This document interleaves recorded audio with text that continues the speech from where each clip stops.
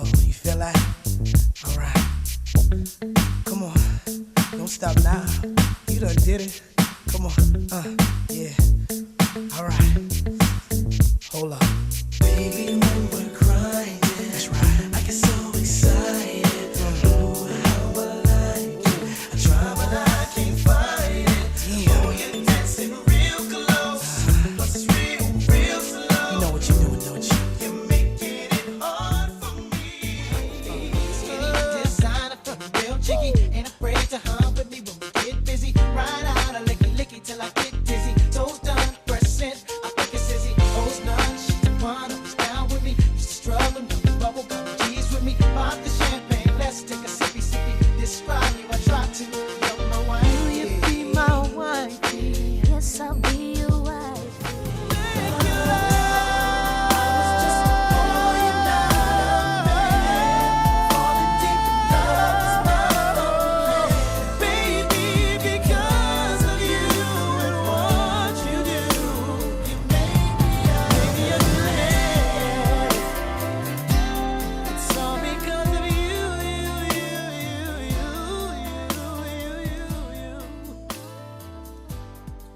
Well, hello there.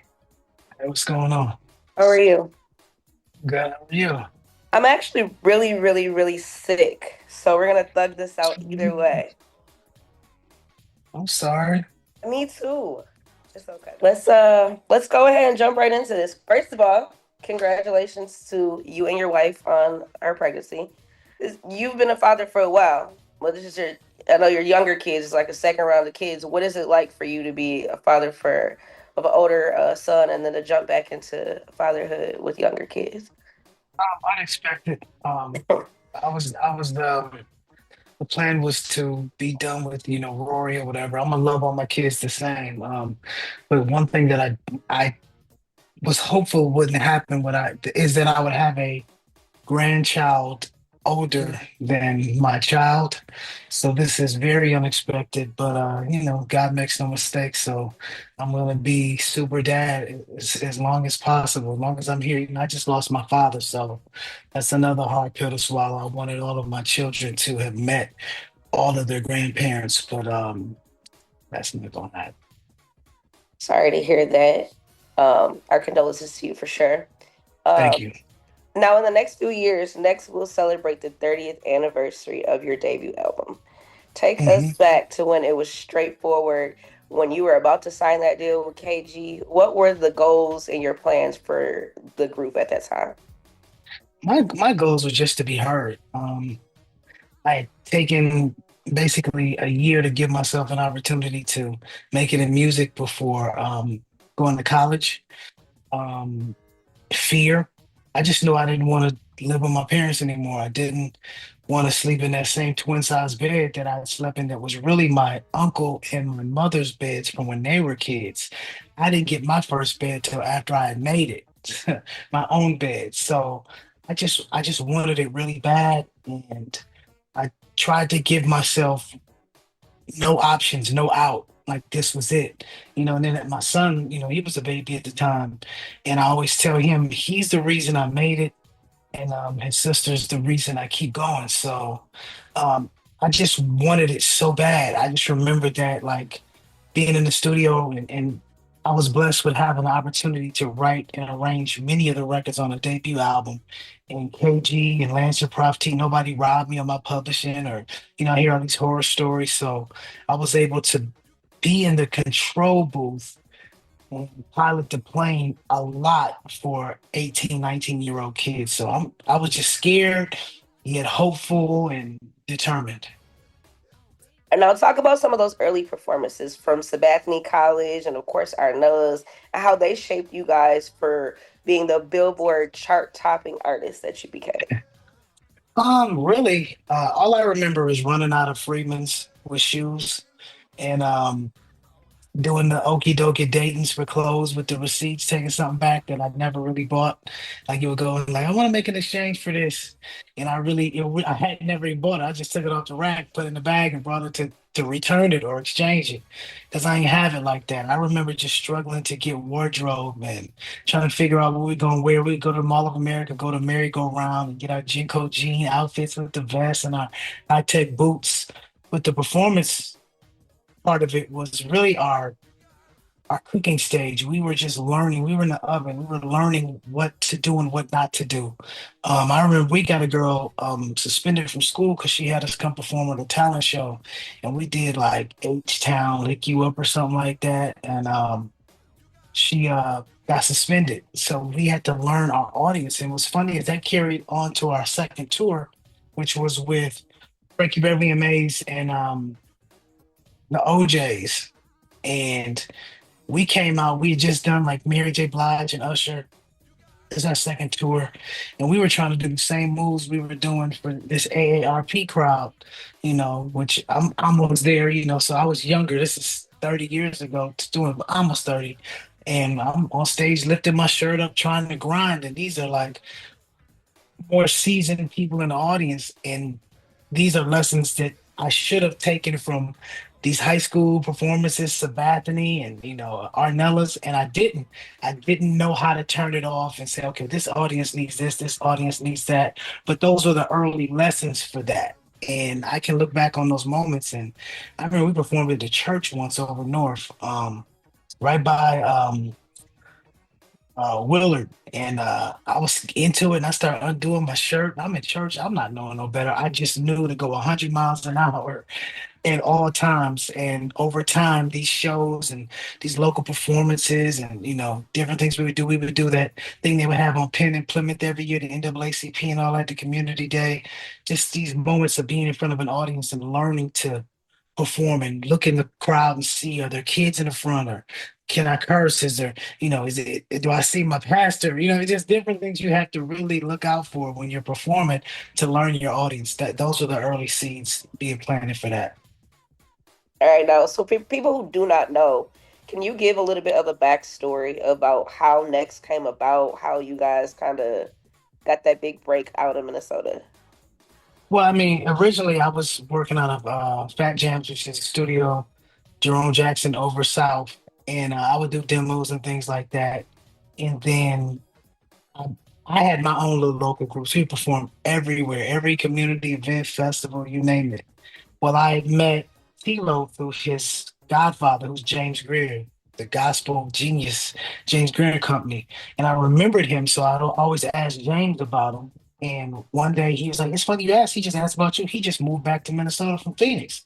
I was like, "Well, tell him to come to my show." And I had a show in St. Paul. He came to the show. He brought his little brother, who was Tweet. I had my group already. Took him to the studio, instantly recording. We realized that one of my members was out of there. He just left. He knew he wasn't in the group no more. So it was four of us, which was straightforward. My best friend Shiloh, who's still my best friend, godfather of my children, um, he was in the group. There was a power struggle because they're siblings, and then it was me and my best friend. We ended up becoming just three. So we were discovered originally by Lance and Prof T from Low Key, and they would sneak us out to a flight time, and we would do demos. But we snuck those demos to KG from Naughty by Nature, and it was a Friday. The guys were at the mall getting wardrobe because we had a show at Glam Slam with Aaliyah that night. Naughty was at First Avenue on Saturday, so they ended up running into KG. And they got on their little outfits and stuff. So K knew they must have been a group. He's like, "Yo, what do y'all do?" He's like, "Yo, we sing. Well, I'm gonna get y'all a demo." So he's like, "Well, look, here's tickets to our concert tomorrow." They're running late. They basically missed sound check. I'm wondering where they're at. They're over there playing the Seeds, meeting KG. Sneak our demo to them, which we were not allowed to give out because it wasn't our records. Gives out the demo. We do the show with Aaliyah that night, rest in peace. The next day, we go to the concert at First Avenue. We don't get to see K or anything, but we know we have fun. But this is how crazy it is. Prince, who my mother grew up with, is inadvertently part of our story because Brother Jules, who was the new Power Generation DJ, was on the tour bus with K. KG says, "Who's the hot acts out here?" He looks down and sees our demo tape and tells K, "That's all you need to know." K picks it up, puts it in his pocket. The rest is history. We were out in Jersey soon after. I was still in high school at the time. Um, and we did a showcase for Clive Davis at SIR Studios. The showcase ended around 5:30. By 6:30, they were working on contracts. I mean, it's just God. For sure. Now, what's the latest? What's next, as far as new music, anything that's going on? And what's the reason that Tweet is not on tour with you and Terry? T-Lo, don't get me in trouble I'm now. sorry. Wrong word.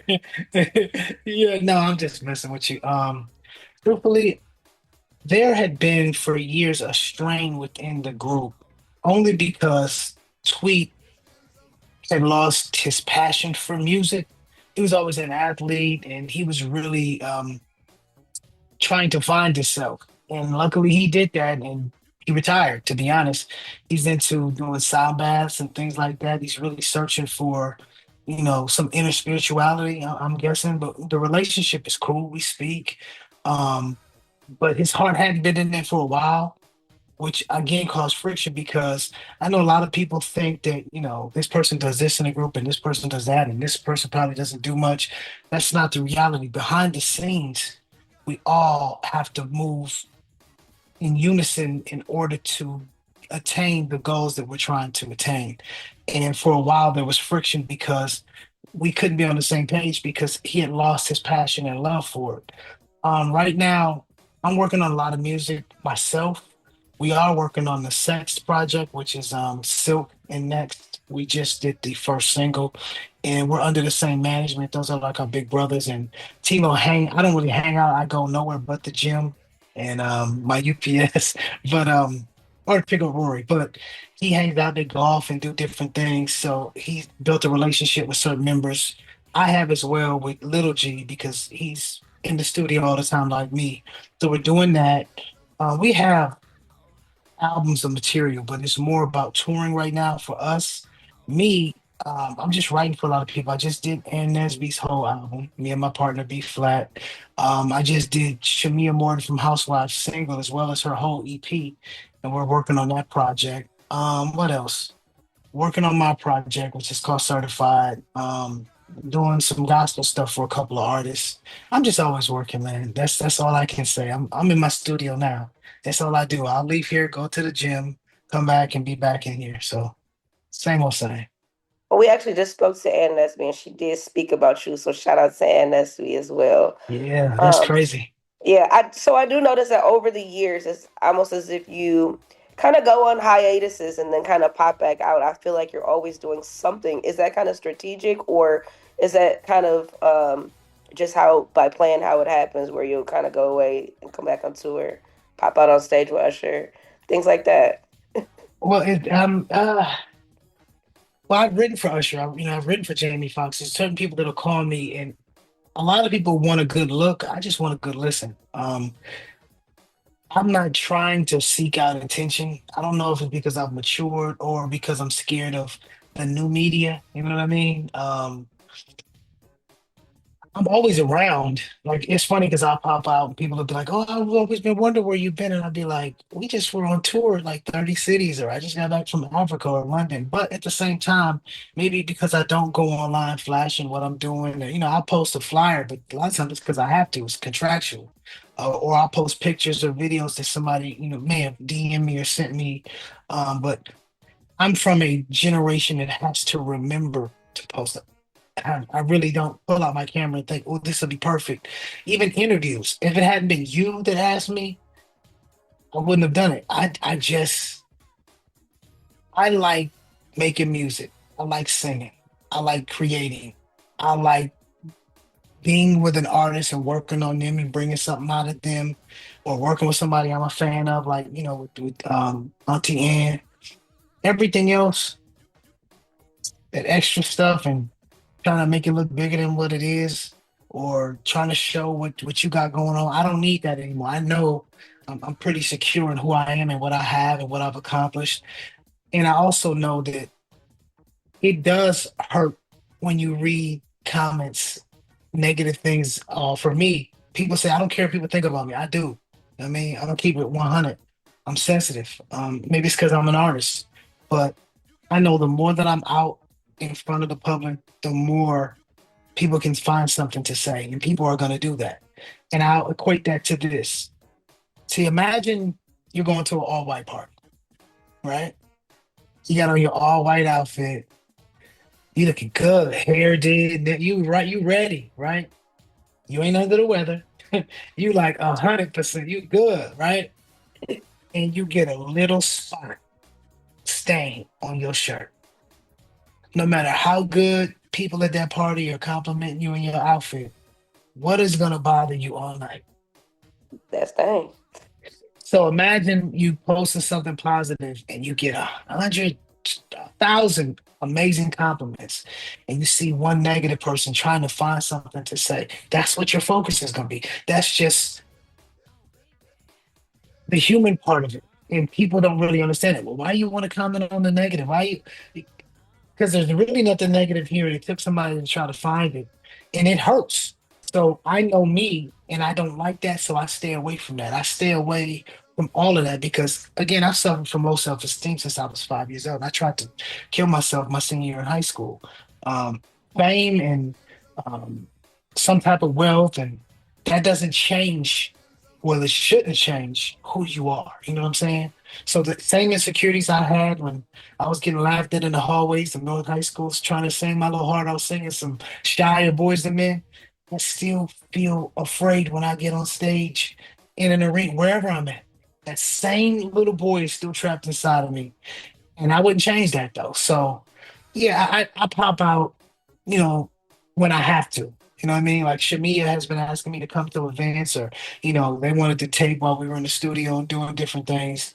Um, and I paused on that at first. But then I realized that that's part of the new process. The old process was you just make good music, put it out. If it's good enough, people will buy it. Now it's, well, what you doing now? What you have, what you got, who you associated with. I'm just trying to balance this new um, dynamic with the core of who I am and what I'm used to. So I feel like you kind of answered my question that I'm going to ask next because we have seen you pop up on our TV every now and again. You would never do reality TV, I'm assuming. Well, me and Lena were supposed to be the new couple on Housewives years ago before Rory was born. Um, they were negotiating, and I didn't know. I'm cool with certain cats on it. Me and Candy, we super cool. Like, again, she's not on there anymore, but Nene and all these, and these different people that Lena is associated with. Since she's from New Orleans, Toya, and even Luda's wife and his family. I'm around these people at social gatherings and things like that. So it's automatic what people will ask. So we were supposed to be a new couple. I'm filming because they'll try to trick you and they'll be like, this can help your career, and it really can't. It don't work like that. It doesn't equate to record sales. How they try to, what I mean, unless you're talking about Tardy for the Party. Shout out to Kim Okay. Zolciak, but right, but it doesn't really work like that. But they'll try to sell you on that. I did it to support my soon-to-be wife. So the two biggest things for reality TV: babies and weddings. We were gonna have both. But some of the cast members quietly behind the scenes, and we know who they are, started complaining because Lena was coming on and having these opportunities, and they try to hate on it. So Lena was only agreeing to do it because they were going to give her a peach. When they decided to kind of be like, well, you can be a friend of the show at first. She's an executive. She was like, I'm not going to chance this executive situation that I have at this major airlines to maybe, and she was like, I'm cool. So I'm filming oblivious to the fact that she wasn't signing these waivers that you have to sign after each time you tape. So that's why the season that we were supposed to be on, you saw mostly me because she wasn't playing. She don't play that. So that was our one taste of it. Besides that, I was co-owner or a partner in Bar One with Peter, and that didn't work out. And we were in litigation, and they knew that they wanted to use that. And I realized that everything they wanted me for was negative, and I don't want that. I want that energy. So you wouldn't take it and spin it around and do something good with it? Y'all do your own little thing? I mean, I don't see it. Um, I'm more mature and seasoned, so I know how to play the game, I guess. But if you don't have control of editing, they can make it look like anything. I remember when Chris Humphries, who I knew, from playing basketball across town and eating prairie and being around his father and his sister, great family. I seen how they tried to make him look like a dumb ogre on the Kardashians, and that scared the hell out of me. I was like, that ain't Chris. Like it made him look like he wasn't the upstanding young man that I knew of. You know what I'm saying? And it made him look bad. And I was once I realized that, Chris Jenner was in control of the editing, I was like, oh, that's part of the game. That's almost like in the studio. If you come in the studio and you sing something and I don't use the good text purposely, I control how good you sound. Whoever's editing these shows can control how the drama looks. They make these scenes, and I mean some of it's good. Like don't get it twisted. Some of the things that you can unify you, but there's a lot of stuff that's like drama. And I understand that's what sells. Um, but I'm not comfortable with that. All right, you ready? So next year, the infamous Hater in You Urban Bridges viral interview will be 20 years old, Okay. taking place in October of 2006. Since then, we know you and the members of 112 and Jagged Edge are not cool.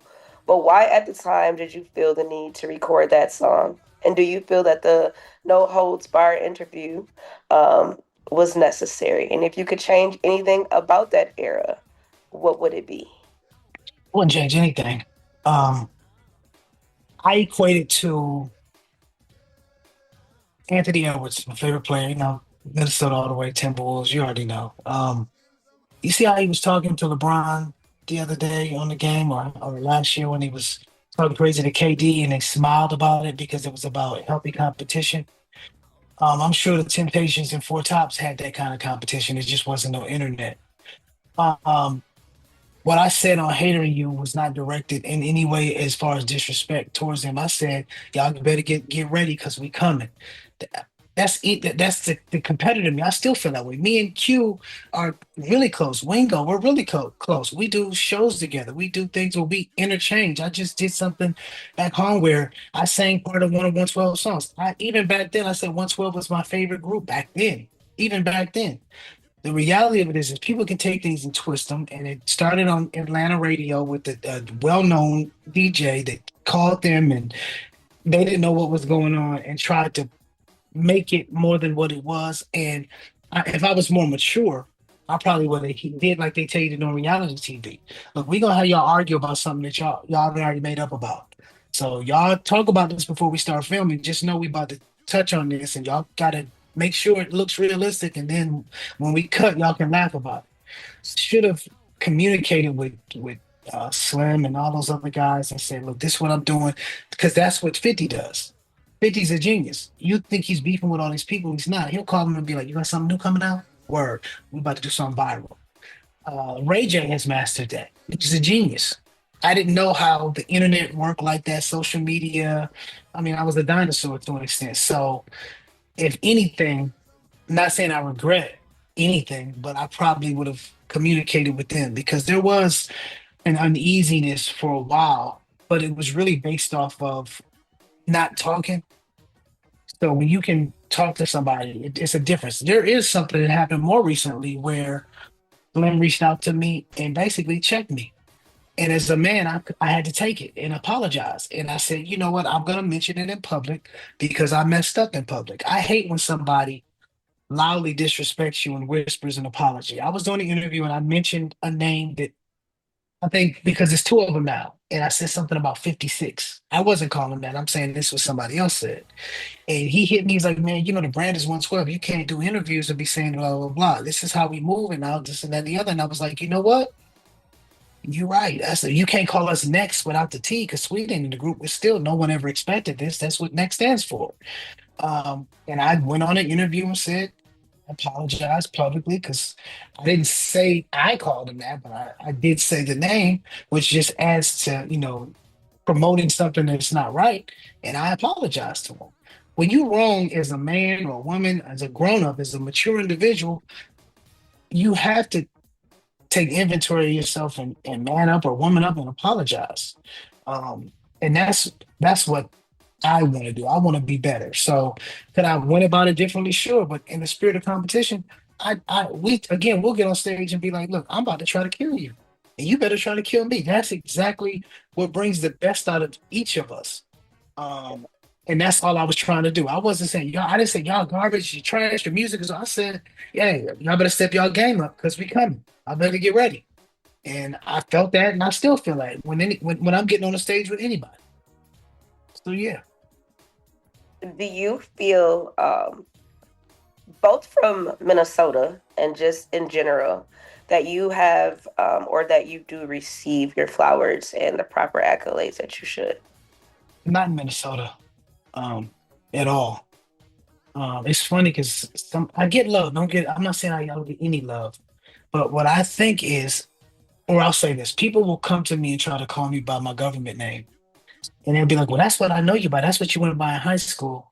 The funny thing is, a couple weeks ago, I was in Dallas, and a young lady that went to high school with me brought her yearbook for me to sign.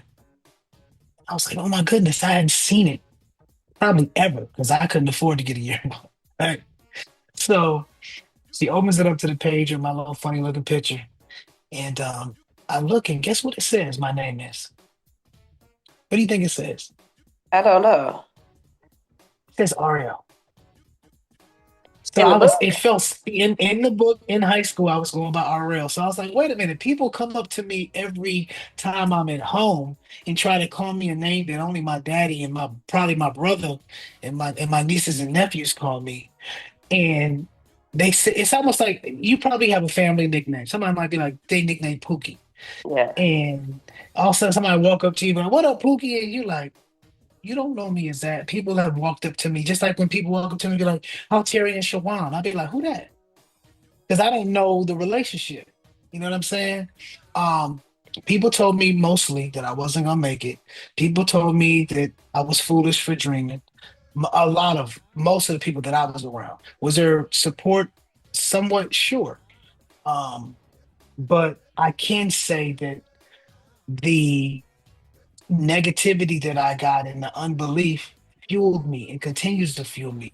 What people don't realize is those formative years really do affect you for the rest of your life. I still, when I want to maybe not get up and go to the gym or I'm tired of being in the studio, I can still hear the laughter. I still hear the people saying that I'm not gonna make it, and it pushes me. So in no way am I bitter. I had been for a long time, but I think the passing of my father helped me put things in perspective, and I understand that besides Prince at the time, nobody had really come out of the city like that, you know. So that's why I take pride in the Stokeleys and the Mint Conditions and, you know, all the great artists coming from there. Like that's why I even circle back and work with Auntie Ann.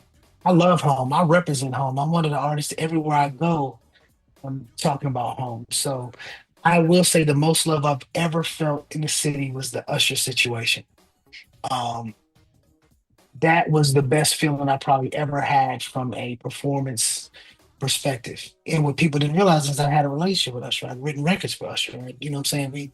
Our first tour was with Mary and Usher. So it was a full circle moment that really made me feel like Minnesota loved me. Well, if we never tell you, we love you. We do. I mean, y'all are like the hometown heroes for real. Like, and it sucks, you know, because I've spoken with Stokely before and things like that, and he shared some of the same sentiments, and he's said that gets more support in LA than he does from here, and it sucks. Like as fans, you know, I'll call me a fan. It's I got fine. one for you. Yeah. Luckily, a friend of mine is an executive with the Timberwolves. So we've been able to come do like halftime and I probably once we beat LA Okay. do the anthem. They wanted me to come Friday, but I'm booked for an AKA convention. So or me or next is booked. Um but the Vikings, we did the 98 NFC Championship game. We literally had tickets to the Super Bowl. When we lost that game, we gave our tickets away. All our security was from Atlanta. So they loved it. We have not been back. I've never even been in US Bank Stadium. The The Vikings never other cities, other like literally any other team. Oh, come, we want you to come do a halftime. Can you? I've seen T-Pain. I've seen hell. I got one. They had Jordan Sparks open up the new arena, and I love Jordan. Hey, breathe. I got you. I get it. But Prince had passed away. If it wasn't gonna be Sounds of Blackness, Mint Condition, it should have been us, and we've never gotten to perform there. And I spoke to somebody there, and listen, I get it when people want to see your resume. But if you work for the Minnesota Vikings, you should know next. They were like, "Well, can you send in any footage of performing?" And I was like, "Huh? Can I? I guess the Timberwolves are so much cooler with Alex Rodriguez and Mark Lore over there. I've got to meet them and they've welcomed me. There's Sheridan over there again. Shout out Marquise, who's like a brother to me. They show so much love, but it's not like that. I mean, I go to Chicago, Detroit. It's like it's just different, But and why do you you know, think that is? I mean, that's a go too hard on this topic, but why do you think that is? Because, like I said, from a and perspective of like mine, we look at y'all like we're fans of y'all. We love y'all still. Like and like you said, when even at the Usher concert, the second y'all songs dropped, everybody felt it. Like you know what I mean? It was a yeah, vibe. So I don't understand. I don't get it. um, I I been in this business since I was like 18, 19 years old. And I do understand that probably when I was going to Lincoln in elementary school and when I went to Northeast and even for the Fort Baptist Christian School first, whatever it is, when I went to North, South, then begged my dad to leave South to go to Washburn, I probably rubbed some people the wrong way with my self-assuredness, even though I wasn't. I had to act. I had to really believe in my heart I made it. I wanted to act like I was already there. I'm sure being immature, I made mistakes. Don't get it twisted. But if we're still judging cats off of a seventh grade misunderstanding, um, it, we reaching. Besides that, I'll say this, and I hope it doesn't come off wrong, but I feel like I'm a mirror. When you look at me, if you wasn't on your business and you're not where you want to be in life, you see yourself had you put in the work. There are people that hate me because I accomplished what they could have. There's so much talent in Minnesota, rappers, singers, but were they willing to sacrifice? Did they get in some trouble? Did they give up a week before they probably would have made it? A lot of things could have happened. And when they look at me, they see themselves in me, which is good and bad. Does that make sense to you? Like it's I get it. It's almost like the girl is dating the guy you liked. You know what I mean? There's people that should have made it out of the city that didn't. The Tina Arredondos, you know what I'm saying? Like Atmosphere, they're super dope. There's a bunch of different artists that should have been way bigger. We just happened to be blessed like we were. So I think some of it is that as well. You know what I mean? And I get that. Because I look at other artists and I don't have hate, but I go, man, I gave this person this record. I should have kept that record for myself because I could have been. There's different thought processes to go on, but there's not a hating bone in my body. There are times that I look back and go, man, if I had took a left instead of a right, there's all type of thoughts like that. But honestly, I don't know. I don't want to say woe is me because I'm happy. But I remember driving around the city thinking I'm showing people, look, this could be you. I'm right back in the hood in the G Wagon. I didn't realize they were looking at it like I was trying to stun on them. The cats was trying to rob me. Cats was threatening to kidnap my siblings to try to get ransom. I mean, there's so many different things that people don't even know happened. But I'm from the north side of Minneapolis. I represented everywhere I go. It's in me. I love everybody in Minnesota. I love Minnesota. People will just randomly go somewhere and see me. You saw me um randomly at my cousin's Outside. spot. Let me say, look, Yeah, you know what I'm outside. saying? Yeah, I pop up anywhere in the hood, in the suburbs. I love Minnesota. I can't even lie. Sometimes I be mad at myself, but I go in my closet right now. I probably got 3, 4 Vikings jerseys.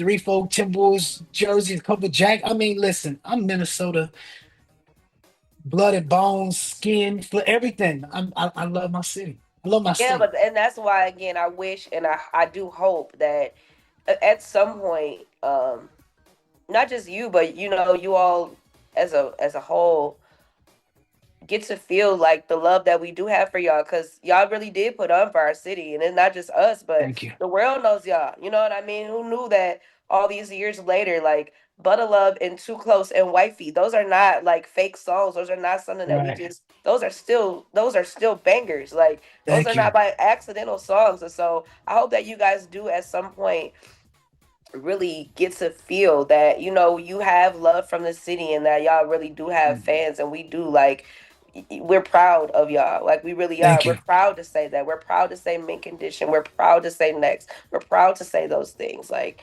Thank you. I love saying that. I'm like, oh yeah, they're from Minnesota, yeah, you know what I mean? Like I love that. Well, So and that was my dream coming up. I remember everybody used to say, "Oh, I went to school with Prince," and I'd be home crying because kids would tease me. You know what I'm saying? It wasn't cool to be a singer. You had to be a rapper or athlete. And not everybody had a studio. You had to be a doughboy or ex musician, and it was. I remember it all. When I tell you, I remember it all. I remember struggling. I remember trying to find a way. Um, and I just wanted to make the city proud. I wanted to make, yeah, my family proud, but I wanted people to go, I used to go to school with him. That was my dream. I'm like, one day they're gonna, the same thing they say about Prince, I want them to be like, I went to school with him. yeah, That was my dream. yeah. Well, don't worry, you got it coming from some of us. I think you got it from, I will say this, and then we get out there. I do think and believe that love and support is there more than you all may know. I as you know, I mean, being from here, Minnesota is full of haters, and I hate to say it that way, but there is a lot of haters here. So I don't know, and I maybe this was kind of similar to how you were trying to explain it earlier, but I do think sometimes we don't always have the best way at necessarily showing support for one another. And even though you still may be a fan, I bet some of those same people that don't show the support probably know every word to those songs as well. They Well, probably let me let me let me let let me it tell be you know something it's probably funny. their anthem every winter. You know what I mean? Like, But I got something for you. Watch this. yeah, This is crazy. A friend of mine was a barber, Javale. He was like, you remember when Trent Tucker used to do the golf weekends, like Jordan would come up and all that. Then they would have like a party, after party at Escape, right? So he would always wonder why I kept to myself and would stay in the house. And one day he goes, I get it. He was like, earlier the day of the show when you performed at the after party at Escape, he said, there was a dude in a shop just dogging you, talking about you like a dog. He didn't know I knew you. He said that night you were performing and I looked over and he was dancing, singing every word with his girl. And he I was bet he like, was. now I get it. And I think that people say, well, this is what you signed up for. I signed up to make good music. I didn't think somebody spending 9.99 gave them the right to, you know, say things and do things. But again, I get it. There's an extension too. My siblings, they might be on some BS or did something, so that's an extension of me. So don't get it twisted. I know who my siblings are, and I know what kind of things happen out there in the Minnesota streets. So um, it's a lot of variables. I don't feel like a victim. I wish I felt more love from the city more often, but I know a lot of people in the city love me. You know what I'm saying? So I love them back. And even the ones that don't got love for me or show love, I love y'all too. So we here. Right. All right, let's take a little turn here now. Not only are you a singer, but you are also a very talented writer. So we got this little Thank you. thing here at UB that we do called the Lyric Game. Okay. And with this here, I'm going to say the lyrics of a few songs, and I want you to tell me the songs that I'm saying. Okay. All right, first one. I know you think of the night you slept with your head on my chest.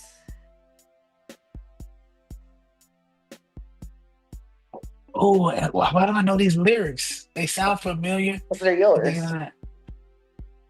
You got me. What song is that? Already? You didn't even try. Okay, all right. Anything that you sound chest. About me laying next to him. I used to. Na, na, na, na, na, na, na. Do you think about me? Good job. Look at you, is about to give up already. I had to listen. When I tell you, I have so many new songs in my head, and if it's not a record that we perform, people are like, "You need to perform this," and I'm like, "I gotta remember the lyrics to that song." Like it's crazy. It's really like that. Once I remember them, though, it's a wrap. Like I'm like, "Okay, cool, got you." Okay, you ready for the second one? Uh All right. A rare flower, I'll never let you go. The air I breathe like a summer breeze. huh.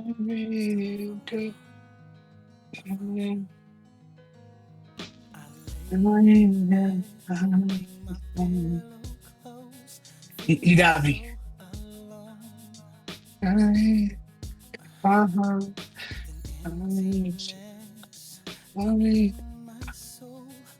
I know the song, but I don't know the title. I, hey, I'm one. I got one. So come on. What's this? Love led me to you. Oh wow. Na, na, na, na, na, na, T-Low close. So alone. Oh, Tim and Bob. Yeah, okay. I got you. That's hard because I've never performed that. See, Okay. this is probably the trick. And I'm only saying this because this is what Coco did when I did her. She kept telling me she didn't know it too. Before I knew it, she was belting out the songs to the lyrics. So you might gotta sing along to make it work. Cisco did the Okay. same thing. Okay. I'm gonna try that then. Let's go. Okay. Give me the All next one. right, What we we got doing? one more. All right. As you're blowing on my trombone, I just want to conduct you. Oh, that's orchestra. Oh, you knew that early, huh? Because that's one of my I wrote that Virginia one. That's one of my favorite records that I've written. And they when they went to mix and master, they messed up and had the music for the bridge playing over the hook. Is something crazy. So I only listened to the demo version. But yeah.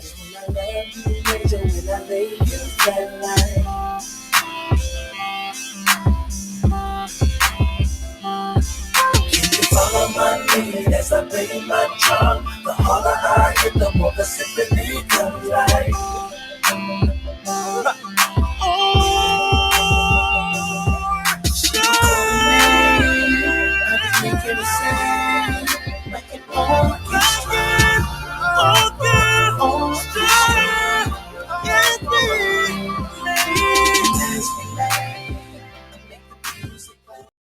But yeah, that's one of my favorite records. That and I Can Change Your Life are my two favorites that I've written for other artists. People would think it would be like Just in Case or anything or something, but literally, um, the new stuff I did for Ann is close, and once it's out, maybe one of those will be.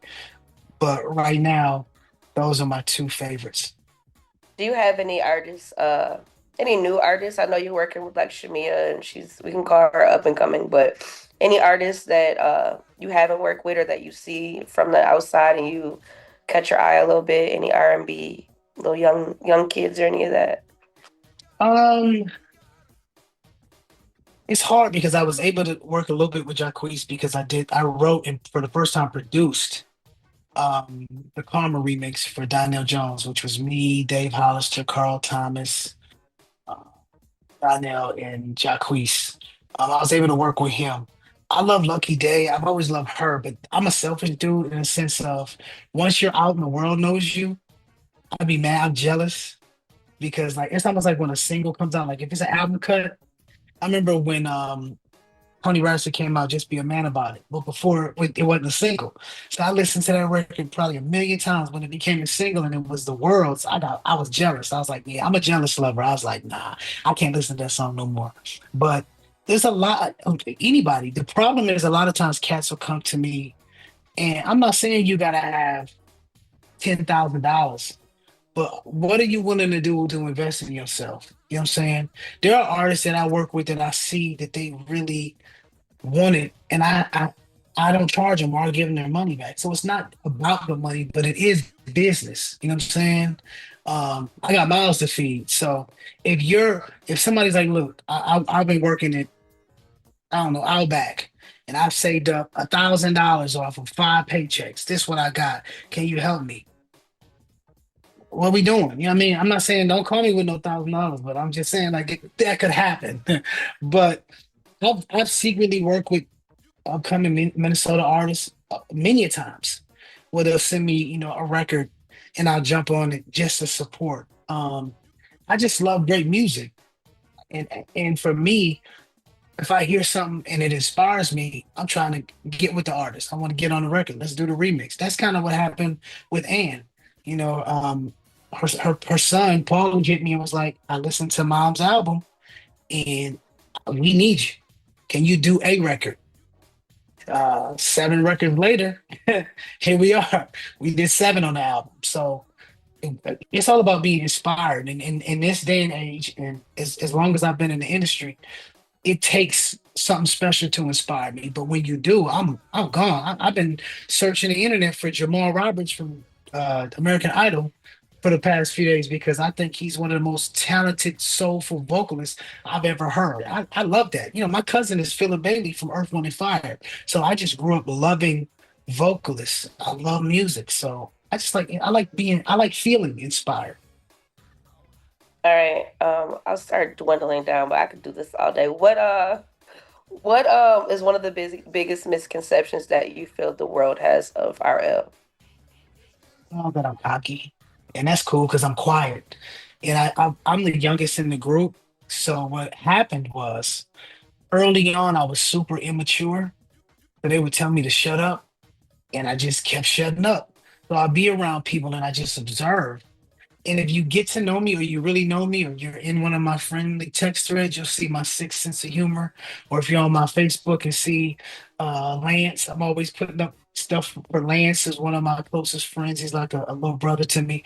There people don't know that there's certain cats from the inner city that I would say, go get your passport and I'm gonna take you out the country. They don't know how many people I've done that with from the neighborhood. But I've grown up with insecurity. I've never felt handsome. I've never felt um, like I'm all that. Now, don't get it twisted. I like getting dressed, because I ain't had no clothes growing up. I feel good about myself with a fresh haircut, like any other man. Um, but yeah, that's probably the biggest misconception. Even now, you still have those same insecurities. Oh, easily. So That I give you drives one. that blows I'll my give you mind, one. actually. So watch this. There's two things that well, one thing that bothers me, one doesn't bother. My dad when he was going through chemo, um, like a year ago, I had a head full of hair. Cut my hair off because my dad was going through chemo. And somebody warned me, they said, you know, at your age, it ain't gonna grow back like that. And I was like, well, that's just the chance I gotta take. Well, it growing back patchy, but at this point, I like the convenience of just cutting it really short and just keeping my beard. But with that comes, I don't know if you get grays. You're a little younger than me. I get But grace, okay. I told myself when I turn 50, which is in a few years, I'll let the salt and pepper come in. Until then, I like what I like. It ain't because I want to look younger. I try to take care of myself. It isn't because I want people to think I'm younger. It's for me. I like what I like. People will come up to me or comment, you should let them grays come in. That's sexy. Don't be afraid. And I hate that because I like my beard like I like my beard for me. When I'm ready to have the grays, it ain't because I'm trying to, people think I'm older than I am because I've been in the industry so long. But I do this like I do this for me. I like the my regular black beard. You know what I'm saying? So I think that people will try to convince you that you're doing something for everybody else when the few things that I do for myself, I grew up in a hair salon. So a few things I do for myself is stay groomed, how I dress. When I'm walking around the house during the day, I'm in tights, shorts, and gym, regular gym clothes because I'll either work out at home or go to the gym. When I'm the one place that I feel like I need to be dressed, you would never guess where it's at. No. Take a guess. Where do you think I feel is the most important place to be dressed? I feel like you would say church, but I don't know if that's that far gone for you. I don't Nah, not know. church. Okay, What, the a airport. concert? The The airport. airport? Why? Because people see you? Yeah, because you don't know who you're gonna. You could run into a business person, a That's fair. connect, get some money, a fan. It could, and they're gonna ask for a picture. Most pictures I take aren't even at the show because After I perform, I leave. I'm trying to stay out of trouble. I literally go backstage. I'm out. I'm past the time of go girl, go grab old girl from the front row. I'm years beyond that. You know what I'm saying? So I'm gone. The place that I have the most human contact is at the airport. Because where I'm gonna go? The Sky Club. Besides that, what I'm gonna do? What I'm gonna Okay, outside of music though, because we know you musically, we know you as an artist, we know all those do? things. What other things strike your interest? What other things are you talented, or you know what I mean, that we could see you flourishing? People have asked me about acting and stuff like that because I have a huge personality, but I would be afraid of that. I always would tell people, yo, just kill me in the first scene. I did when my mom would be like, there I go, there I was. Okay, we can go. I just like watching other people, and then I admire talent in different areas. I'm more the guy that likes to go to the movies in the middle of the day with my hood on, or um, I like styling other artists and shopping. I've done that for quite a few artists, unbeknownst to the public. I'll be like, I see what y'all had on stage, but can I go in my own pocket and get y'all fly? Because I just love talent, and I want to see talent shine. Um, Reading books, a lot of Maxicato, which is religious books. What else? Dang, I'm doing a content room in my house, so I can take. We did the residual challenge. I did it different, but I'm putting a whole content room out. So I bought these expensive cameras and stuff like that. So I've been doing research on, Apogee and different plugins and different softwares that I can use. But when it comes to me, I'm so big on technology because I record myself. I engineer myself. I don't write anymore because I don't write it down as much. I just come up with it and I just sing it. What else do I like to do? I like spending time with my daughter. I like FaceTiming my son to see my grandbaby. I'm Bobo, by the way. I'm not grandpa. I'm Bobo. Yes, Bobo. Um, and I'm usually on the phone or sending memes with my sister Apton all the time. That's what we're doing, or talking about shows we're watching. I haven't really gotten on the Tubi thing like her yet, but I'm usually DVRing like FBI. I watch every one of those. Law and Order. My homegirls on the new Law and Order, Criminal Intent. So I watch that. Uh, Foods That Build America. I'm big on that. I watch that show. I watch certain shows. Watson. I watch that now. There's different things I do like that. I'm besides traveling, and it's hard because again, Lena works for a major airline, so traveling, like, I mean, we went to London one time, business class, $100 each, round trip. I don't really like traveling outside of work. I like being home. I like just staying out the way, um, just chilling. But I guess if you ask one of my friends, they would just say I'm a damn fool. Like that's what I like doing, like practical jokes. Like it used to be really bad when I was young, like really bad. Now it's a little more tasteful. I know when we spoke in person, you just said that you would be coming back to Minnesota a lot more often. Do you see yourself planting yourself here more, rather than just visiting your mom and things like that, but uh, kind of returning back to the streets a little bit? I think I'm too old for the streets, but my favorite teams are there. A lot of my favorite people are there. My best friend is there. My goddaughter is there, well, one of my goddaughters is there. Um, I don't, even though I've been here almost 20 years in Atlanta, still feel like I'm planning in Minnesota. That'll always be home. Like when I come back, it was for a while a bitterness where I would come back for a day and be ready to be gone. But lately, it's been more of me. Should I stay an extra day? Like it used to be one day and out on the first flight. Now it's 2, 3 days. And I used to I got to get a hotel. Now I'll be right. And my sisters, we be on the couch next to each other, sleeping, watching movies. So the simpler things I think have come to the forefront of my life, especially again with the passing of my father and appreciating family more. Um, so yeah, Minnesota's always going to be that place. I always said I wanted to buy a house off of 94 back there where all those nice houses are hidden. Everybody else wants to be on Lake Calhoun. I want to be back there, getting me a little crib, state of the art joint where I can just clap and the garage open. I have had dreams of that.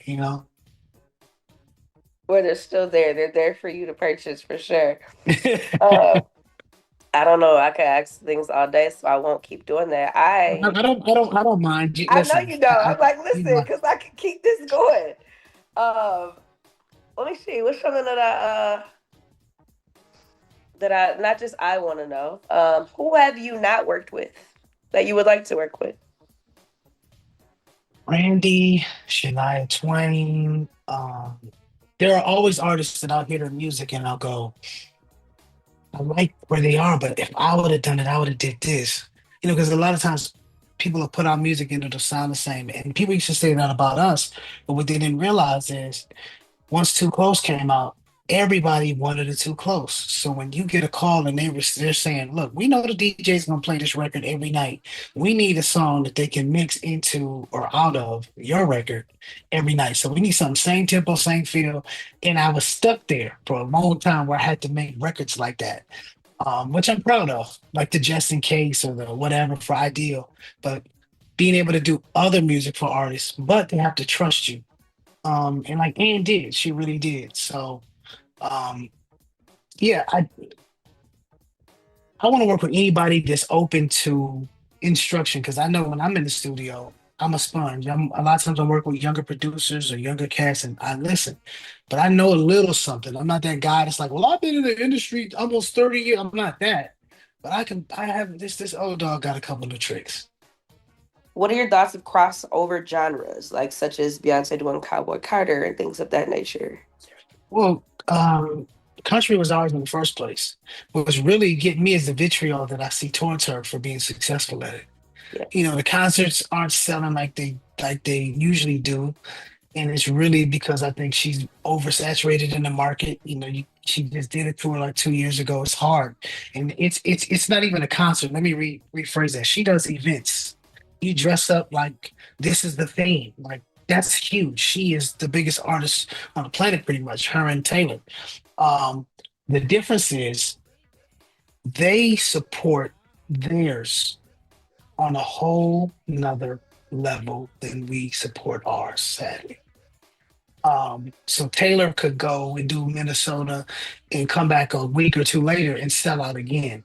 And is she vocally where B is? No. Is she gonna put on a good of a show? I doubt it. I'm sorry. It is what it is. Swifties, forgive me, but it's what it is.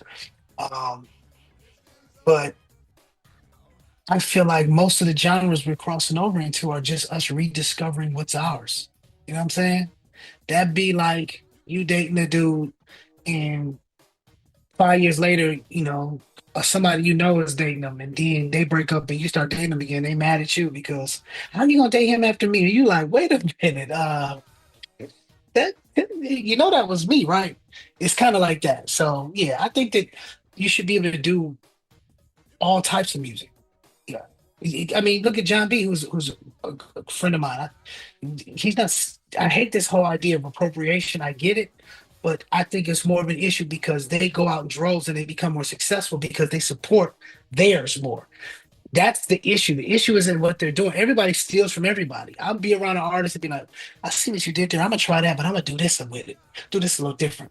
Whether it's an outfit, you can see somebody with their hair done a certain way. You could be like, where you get your hair done? And they give you the stylist number. You be, I want it like that, but then do this right here, a little different right here. That's I look at that as a sign of respect and adulation, not as a sign of trying to steal. You see something you like, you want something like that. And I think that's showing respect to me. So yeah. yeah. A general question would be 5 years, but I'm gonna go two because 50 is approaching. So outside of your salt and Let me pepper, tell her my business, T. you I'm just said it playing. already. I'm messing with you. I got you. Go ahead. Outside of the salt and pepper, beard, where do you see yourself in 2 years? To be honest, I have no idea besides still doing what I love because I didn't think almost 9 months ago that I'd be saying I'm having another child. So it's all in God's hands. I just want to be healthy, because your mortality becomes to the forefront when you lose somebody. My dad was Superman. He was always healthy, and then just one day it was skin and bones. And um, days before he died, he told me he was proud of me for the first time. So to see life taken away like that um, scares you. So I can't live any more of my days um, with regret. I want to live every day as if it could be my last. So um, I want to continue to make music. I want to put out more music. I want to invest in myself more because I have the resources to do a lot of things, but I don't think it's fear, it's uncertainty why I don't put music out. Like people come by my house or hear records like, when you dropping that? Why didn't you put that out? Or they'll hear it on somebody else. Like when I gave Pull Up to Lil Duval. They're like, well, why didn't you put that out? Well, it was an X record at first, but we ended up giving it to him and putting Ty Dolla Sign on it and just changed it.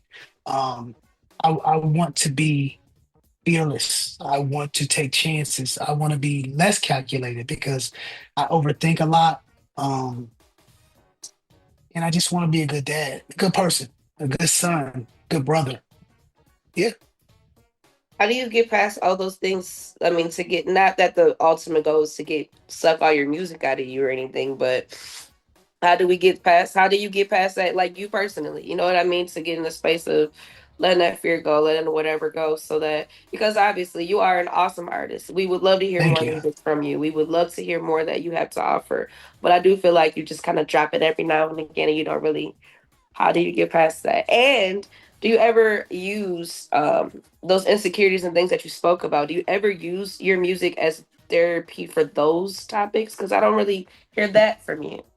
Yeah, I have records like that. I just the world hasn't heard them. I have gospel records. I have different things, and people have asked me, "Yo, put out this gospel song." I've refused to put out gospel music because I don't feel it's right to put out a song talking about God and then turning around and putting out a record talking about smashing something. Just that's for me. I feel like if when it or if I get to that point where it's about that, that's where I'm gonna stay. Um, I'll slang some records, there's some gospel records though. I'll write some, you know what I'm saying, for somebody else. Um, but the fear that I've had isn't that people won't like my music. The fear is it used to be a time where you put out an album every year and a half, and people lived with music. Now the way it's consumed and it's so oversaturated, so much music is coming out, the way you get to it isn't by standing in line at a Sam Goody. You could just hop on your phone, and if you don't like the first 30 seconds, maybe 20, you're going to the next song. You never know. It might have built into something else. You might have been able to listen to this record and get something out of it if you were really paying attention. But there's so many, you're on your phone, you're on Instagram, you're on Twitter or X, whatever it's called, you're on TikTok, and you're listening, so you're not even focused. So I make I make records, I don't make songs. And I think there's a difference. And records sometimes take longer to infiltrate your soul. You know, it's not instant all the time. And I can make a viral record or a TikTok record that's real catchy. But at this stage in my career, I feel like that is downplaying who I am, and that's what I can't do. So what I've been trying to figure out is how can I put out quality music with the right marketing and promotion that it needs to get somebody's attention? Because there's a lot of artists that Jagged, they just put out a fabulous new project. Name two songs off of it. You Nope, should be able never to. heard it. Look, nope, never heard And it. that's my point. And that's the scary part.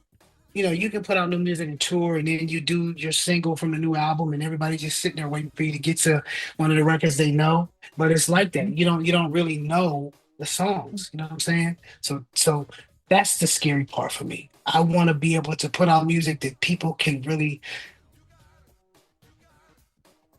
hold on to.